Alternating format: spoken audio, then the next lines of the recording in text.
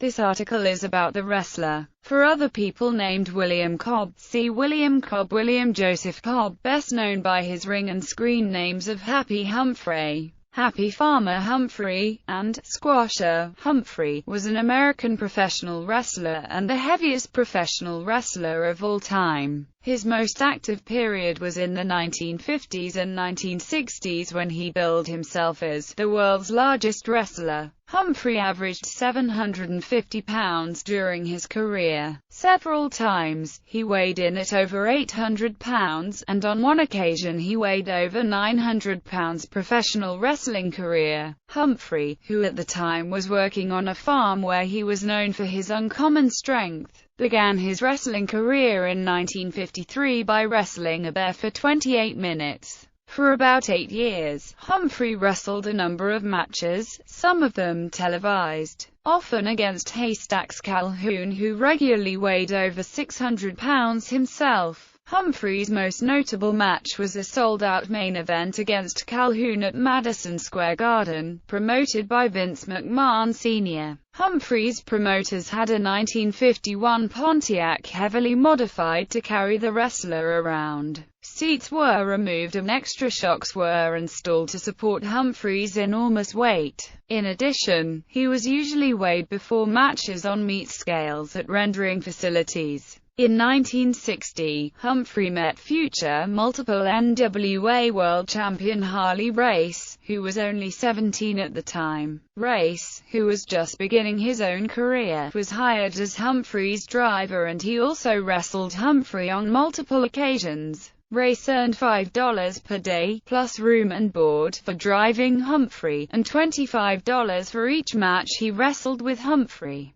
According to Race, Humphrey was so large that normal showers could not accommodate him. As a result, Humphrey was obliged to lie naked on the ground while Race would apply liquid soap to his body, scrub him with a mop and then rinse him off with a garden hose. Race also stated that while Humphrey was a huge man who taught Race how to take bumps properly, he was also a very kind person and one of the few wrestlers of his era who took the time to sign an autograph for everyone and to socialize with fans. Outside wrestling, Humphrey had difficulty fitting in with regular society due to his great size. People stared at him on the street, and he was often refused service at restaurants. In one incident in Alabama, he became stuck in a telephone booth and 8 police officers were required to extract him. In another incident, Humphrey attended a movie and became stuck in the theater seat. Welders had to cut the seats around him in order to get him out.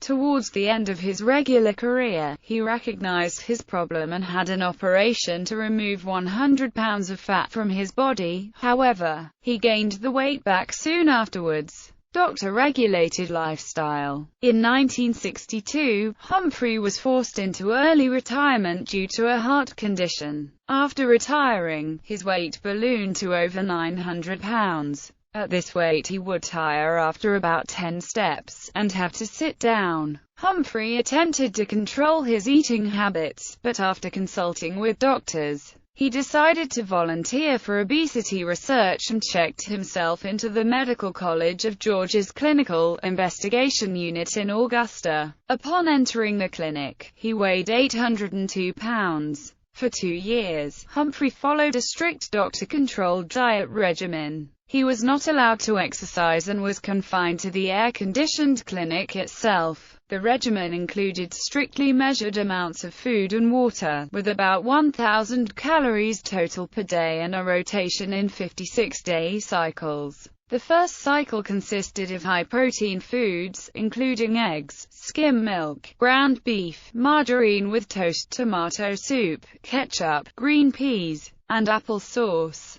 The next cycle was high carbohydrate, including toast, corn, lima beans, shortbread, peaches, applesauce, pineapple, puffed rice, skim milk, grape juice, orange juice, and small amounts of sugar. The third cycle was a high-fat diet. Salt-free mayonnaise and butter, tomatoes, eggs, whipped cream, and cream cheese. Massive weight loss and obesity study. In the spring of 1965, Humphrey left the clinic where he had lived the previous 2 years. He weighed a comparatively healthy 232 pounds, a total loss of 570 pounds since he was admitted. Humphrey won a place in the Guinness Book of World Records as champion slimmer for this weight loss. According to the 2-year study headed up by unit director Dr. Wayne Greenberg, Humphrey's weight loss on each of the 3 diets was approximately the same. However, the nature of the actual body matter loss during each differed significantly. The vast majority of the weight lost on the high-protein diet was body fat, and Humphrey's hunger was satisfied for longer periods between meals as well. On the high-fat regimen, about 2/3 of the weight lost was body fat, with the rest being water, with an undesirable side effect of high blood cholesterol. On the carbohydrate-based diet, half of the weight lost consisted of body fat and the other half was water and muscle tissue. Greenberg noted at the end of the study that dieters who only use a scale as a means of determining weight loss cannot tell you how much of what they lose is body fat and how much is water and muscle tissue. Life after the study.